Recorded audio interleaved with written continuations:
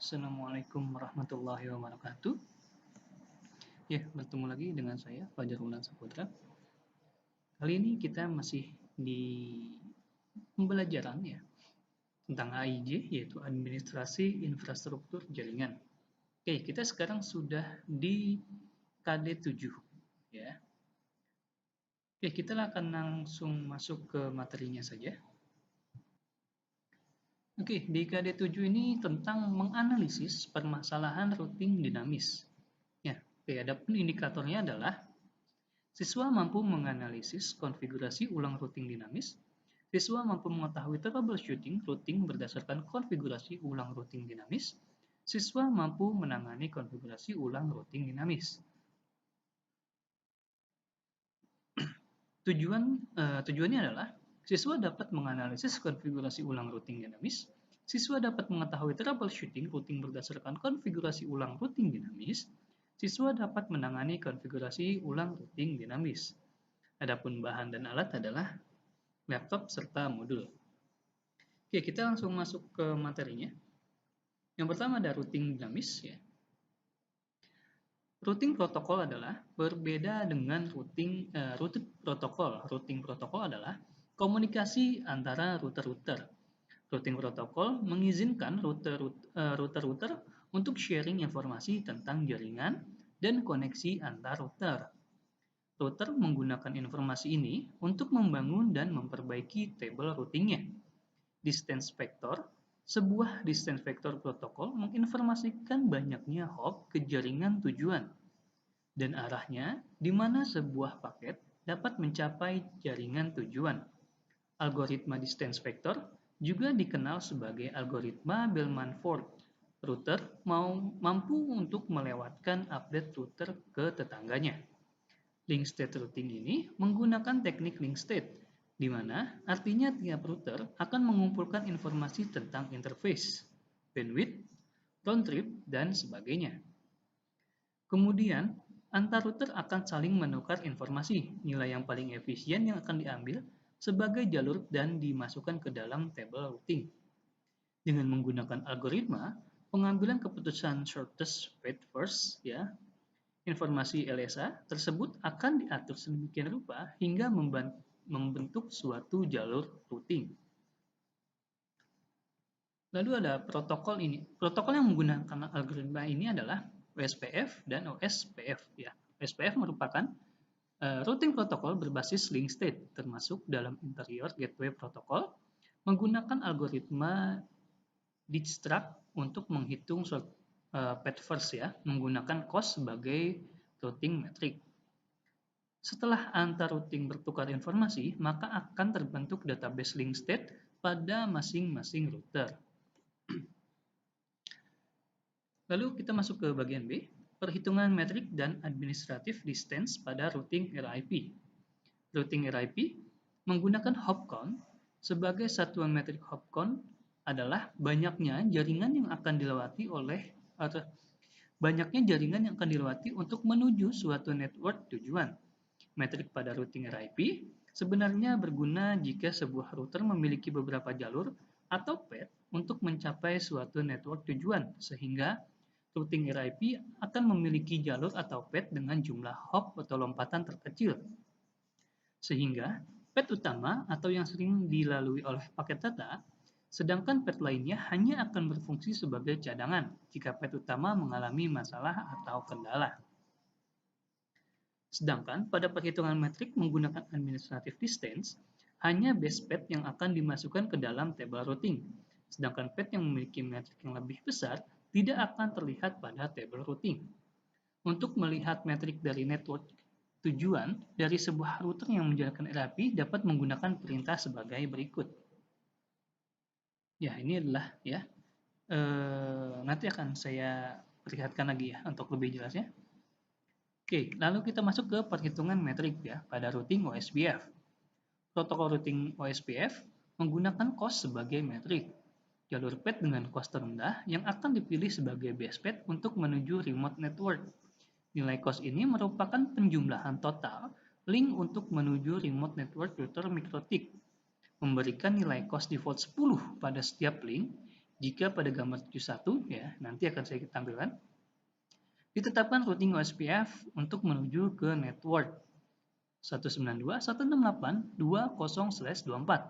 Maka jaringan 192.168.10/24 terdapat dua buah COS yang terjadi, yaitu 20, yaitu 10 tambah 10, yaitu jalur yang melewati R1 dan R2, serta COS ya, atau COS dengan nilai 30, yaitu 10 plus 10 plus 10, yaitu jalur yang melewati R1, R2, dan R3. R1, 2, 3 sini adalah router ya, router yang dilewati. Sehingga baseband yang dipakai oleh COS memiliki nilai 20 ya, diambil yang terkecilnya. Permasalahan pada routing dinamis. Sebuah router yang memiliki dan membuat tabel routing secara otomatis dengan mendengarkan lalu lintas jaringan dan juga dengan saling berhubung antar router lainnya. Rute yang dipelajari oleh router setelah seorang administrator mengkonfigurasi sebuah protokol routing yang membantu menentukan rute. Sekali seorang administrator jaringan mengaktifkan rute dinamik, maka rute akan diketahui dan diupdate secara otomatis oleh sebuah proses routing ketika terjadi perubahan topologi jaringan yang diterima dari internetwork. Ini adalah tabel ya, dari perbedaan antara statik dan dinamik ya. Bisa dilihat. Lalu ada tabel routing adalah sebuah tabel yang berisi tentang informasi dari mana sumber, tujuan, dan lewat mana sebuah paket akan dikirimkan. Tabel routing berisi informasi alamat network tujuan, interface router yang terdekat dengan network tujuan, lalu metrik, yaitu sebuah nilai yang menunjukkan jarak untuk mencapai network tujuan menggunakan teknik berdasarkan jumlah lompatan atau hop count. Ya. Jika jaringan tujuan terhubung langsung di router langsung mengetahui port yang harus digunakan untuk meneruskan paket. Jika jaringan tujuan tidak terhubung langsung dengan router harus mempelajari router terbaik yang akan digunakan untuk meneruskan paket. Informasi ini dapat dipelajari dengan cara manual oleh network administrator. Lalu ada dynamic routing. Ya. Dynamic routing digunakan untuk menangani kelemahan static routing yang tidak dapat mencari jalur alternatif ketika jalur pengiriman putus, sehingga data tidak dapat terkirim. Secara umum, dynamic routing dibagi menjadi dua kategori, yaitu distance vector dan link state. Distance vector adalah proses routing berdasarkan arah dan jarak dalam penetapan jalur terbaik.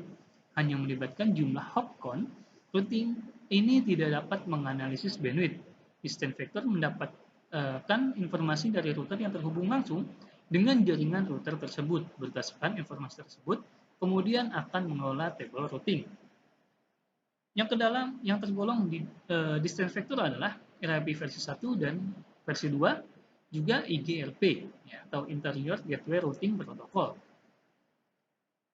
Cara kerja distance vector sebuah router awalnya hanya memiliki informasi tentang jaringan yang terhubung secara langsung dengannya. Kemudian, router yang lain akan saling mengirimkan data jaringan yang ia punya. Setiap router akan melakukan pengecekan terhadap data-data yang didapat dan dibandingkan dengan tabel routing masing-masing router. Jika belum ada, maka akan dimasukkan. Jika sudah, dibandingkan jumlah hopnya. Lalu ada link state. Link state adalah proses routing yang membangun topologi database-nya sendiri. Link state akan melakukan penyelidikan terhadap semua koneksi yang ada dalam jaringan. Dalam link state hop count, kapasitas bandwidth jaringan serta parameter-parameter lainnya ikut menentukan jalur terbaik melalui router tetangganya. Router tetangga dicari dengan hello packet. Kelebihan link state yang pertama sudah support VLSM dan CIDR. Link state advertisement adalah paket kecil dari informasi routing yang dikirim antar router. Memiliki topologi database berisi tentang informasi semua router yang terhubung dengan jaringan.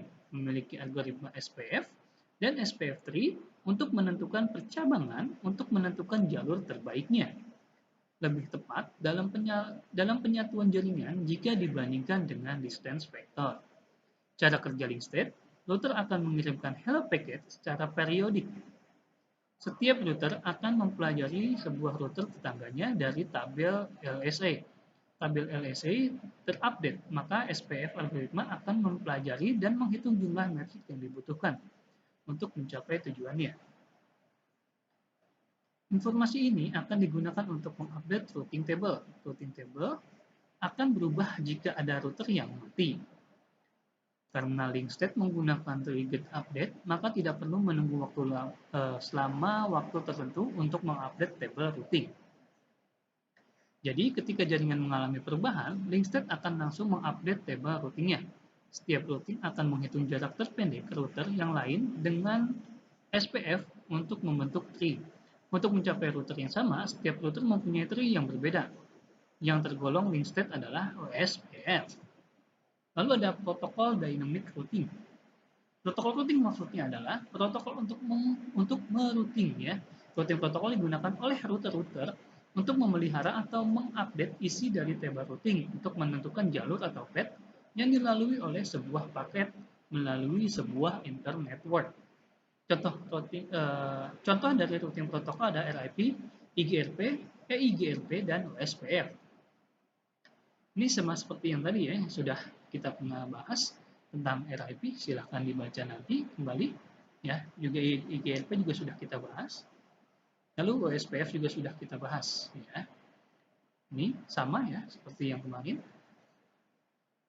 Ini adalah cara untuk memasukkan IP di dalam packet tracer.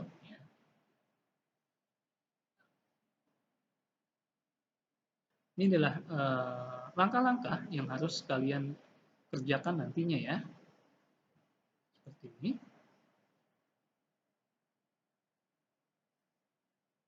Seperti ini. Oke, sekian tentang KD7 dari saya. Ya, kita nanti akan langsung masuk lagi ke KD8. Oke, untuk KD7 ini mohon kembali dicek ya untuk ketika kalian menginput ataupun mengkonfigurasi si router ataupun PC-nya. Jika salah, kemungkinan ada typo yang ditulis atau yang diketik ya. Jadi silakan dicek lagi huruf besar kecilnya, itu bisa berpengaruh. Oke, sekian dari saya. Sekian pertemuan kita di di KD7. Terima kasih atas perhatiannya. Sampai jumpa lagi. Saya akhiri sampai di sini. Assalamualaikum warahmatullahi wabarakatuh.